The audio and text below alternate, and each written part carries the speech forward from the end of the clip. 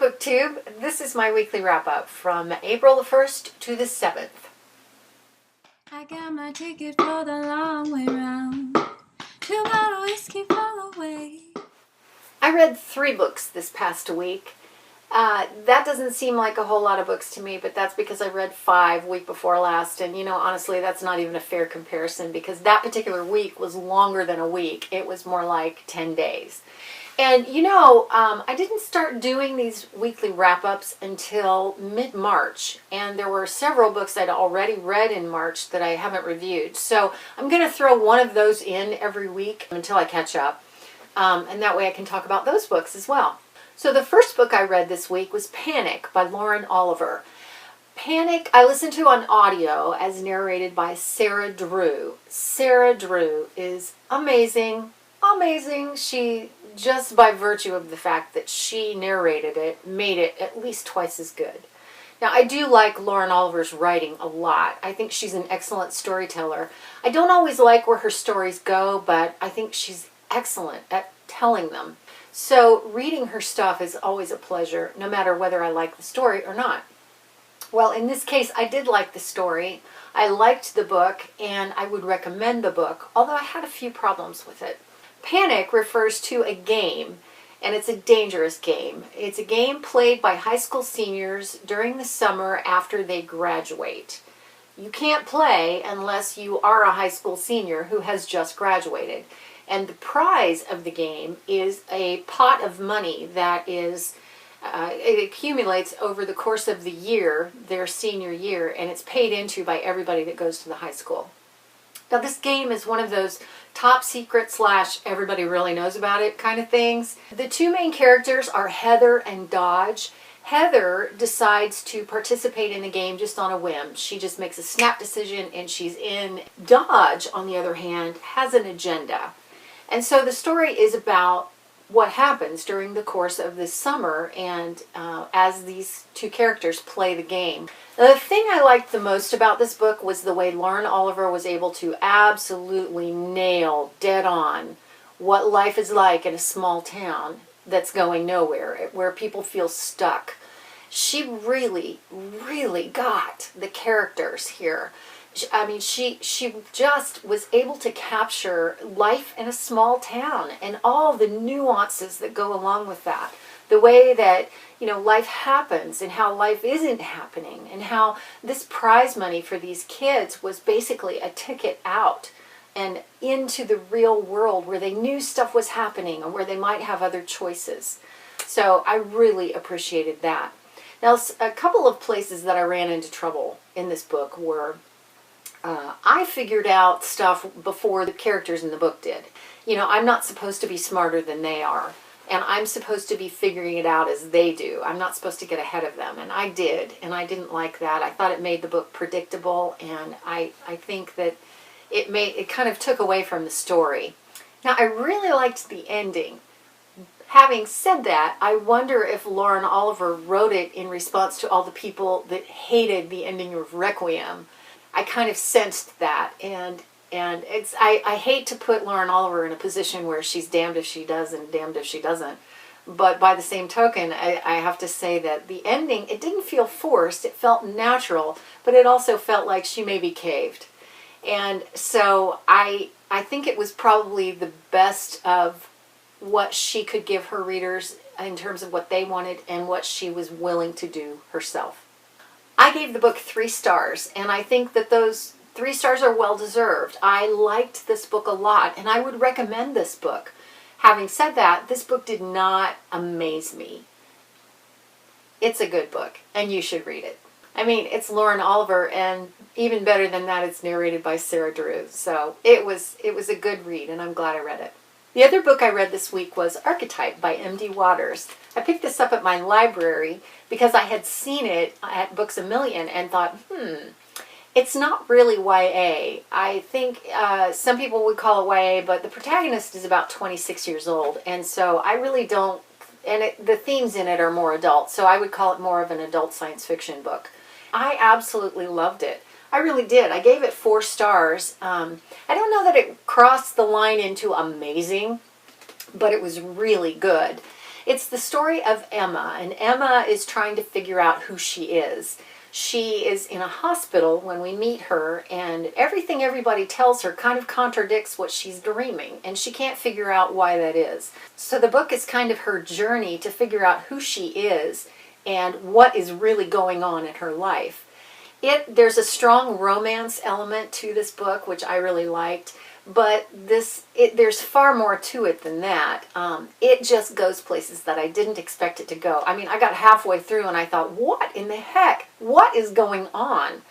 There is a dystopian world in which it takes place, and the world building I wouldn't say is really fantastic, but that was kind of okay with me because of the way that the characters developed. I was so invested in this main character, and I really liked the secondary characters, and I just couldn't figure it out. And I love it when a book is that way. It was so unpredictable. Yeah, I really recommend this. It's a good sci-fi, it's a good romance. It was the perfect blend of the two things I love the most. Now, one of the books I read earlier in March was called What I Didn't Say, and that's by Keary Taylor. I listened to it on audio. It was narrated by Andrew Donahue, and I would say that the narration was so-so. This guy tended to not really differentiate between the voices of the characters, but, you know, it ended up that it was different enough that I got it. The book follows a guy who is, he's just a regular high school kid. Homecoming night, he's at a party and he gets drunk with his other friends. He's not a kid who normally goes to parties and gets drunk. So this is a very unusual situation. Well, he's been in love with another girl at his school for forever, and in his drunken happiness, he decides, I'm going to go tell her.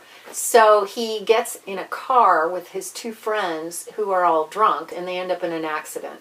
He is impaled by a piece of metal that goes through his neck. Now, it misses the artery that would have killed him, but it destroys his vocal cords. So he becomes a person that cannot speak. His vocal cords have to be literally removed in surgery. So we get to watch him learn to cope with this disability. Now, this is a great kid from a great family, and he ends up in a tutoring situation with this girl that he's been in love with for all these years. And so then their relationship begins to develop. And, you know, it develops within the context of him not being able to communicate very well. And she has her issues and her situation, and so the story gets really more and more interesting as we go along. But the really fascinating thing about the book is the fact that this guy can't talk. You know, this is a disability that is not widely known, and it's not widely addressed because it's not widely known. I really liked the characters. I loved where the story went with the characters, how much they cared for each other, and I cared about them. I really appreciated that. I gave that book 4 stars, and I would really pretty highly recommend it. Struck was a book that I pulled out of my TBR jar, and I just finished today, and I have some mixed feelings about this book. It is about a girl named Mia who is addicted to lightning. It's set in an apocalyptic Los Angeles that has been hit by an earthquake, and so there is widespread destruction. The main plot of the book involves 2 cults that arise that are kind of end-of-the-world cults, and they're in opposition to each other. And there's a paranormal aspect to the book that has to do with mind reading and controlling other people through, you know, influence.